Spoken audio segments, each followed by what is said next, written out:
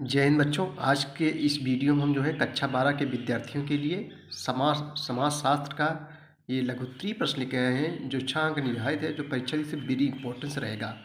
तो आइए देखते हैं बच्चों। क्वेश्चन है, समाजशास्त्र जो है अन्य विषयों की तुलना में क्यों भिन्न है। समाजशास्त्र बच्चों जो है अन्य विषयों की तुलना में क्यों भिन्न है।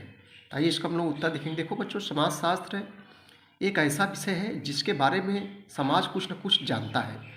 यानी बच्चों, हम जब जन्म लेते हैं तभी से ही मतलब समाज में कुछ न कुछ हम लोग जरूर जानते हैं। तो समाजशास्त्र बच्चों एक ऐसा विषय है जिसके बारे में समाज कुछ न कुछ जानता है। लेकिन अन्य विषयों की शिक्षा बच्चों हमें बिना विद्यालय घर या अन्य स्थानों पर सिखाए जाने पर ही प्राप्त होती है। लेकिन समाजशास्त्र एक ऐसा विषय जिसके बारे में पहले से ही व्यक्ति कुछ न कुछ जानता है। लेकिन अन्य विषयों की शिक्षा में विद्यालय घर या अन्य स्थानों पर जो है सिखाए जाने से जो है प्राप्त होती है। इतना आप लोग लिखना है। उसके बाद में समाज के बारे में हमें अधिकतर ज्ञान बिना किसी सुस्पष्ट शिक्षा के अर्जित होता है। समाजशास्त्र समय के साथ बढ़ने वाले एक अभिन्न अंग की तरह है बच्चों, जो स्वाभाविक तथा स्वतः स्फूर्त तरीके से प्राप्त होता है।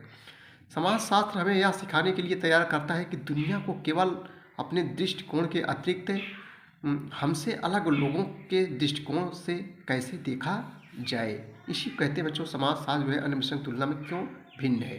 तो इस प्रकार से भिन्न है। नेक्स्ट क्वेश्चन है कि जो है जनसंख्या की आयु संरचना का क्या अर्थ है। आर्थिक विकास और समृद्धि के लिए उसकी जो है क्या प्रासंगिकता है। तो आइए बच्चों इस उत्तर देखेंगे। परीक्षाओं में पूछा गया है। तो उत्तर देखेंगे हम लोग। जनसंख्या की आयु संरचना से तात्पर्य देश की कुल जनसंख्या में विभिन्न आयु वर्ग के व्यक्तियों की कुल जनसंख्या से बच्चों, जिसमें मुख्यतः तीन वर्ग जैसे 0 से 14 वर्ष, 15 से 59 वर्ष तथा 60 वर्ष से अधिक आयु वर्ग को सम्मिलित किया गया है।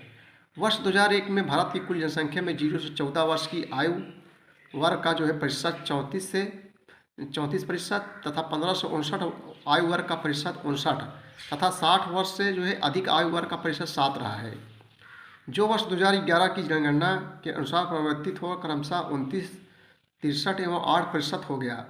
वर्ष 2026 में आयु संरचना में 0 से 14 आयु वर्ग में 23% तथा 15 से 59 आयु वर्ग में 64% तथा 60 वर्ष से अधिक के आयु वर्ग का जो है 12% रहने का संभावना है।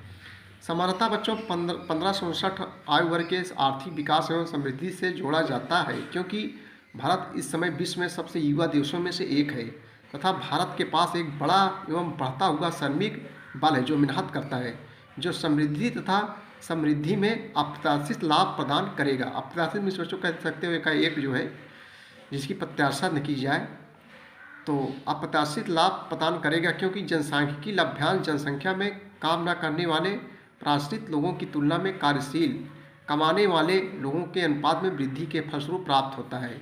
आयु की दृष्टि से जो है कार्यशील जनसंख्या समानता 15 से 64 वर्ष तक की आयु की होती है।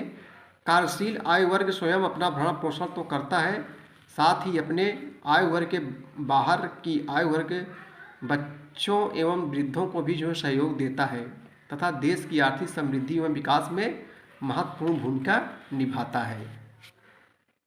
आइए बच्चों थोड़ा एक नंबरी क्वेश्चन देख लेते हैं। बहुत इंपॉर्टेंस है, कई बार परीक्षाओं में पूछा जा रहा है। विश्व में सर्वप्रथम जनगणना कहाँ हुई थी। तो बच्चों विश्व में सर्वप्रथम जनगणना अमेरिका में हुई थी। वर्ष 1931 की जो है भारतीय जनगणना के अध्यक्ष कौन थे। JH हट्टन का सही जवाब जो है सी हो जाएगा। JH हट्टन जो है। स्वतंत्र भारत की पहली जनगणना कब हुई थी। तो 1951 ईस्वी में बच्चों, उसका सही जवाब जो है सी हो जाएगा। एमसे ऑन पॉपुलेशन नामक निबंध किसने लिखा है। इस पुस्तक के लेखक कौन है।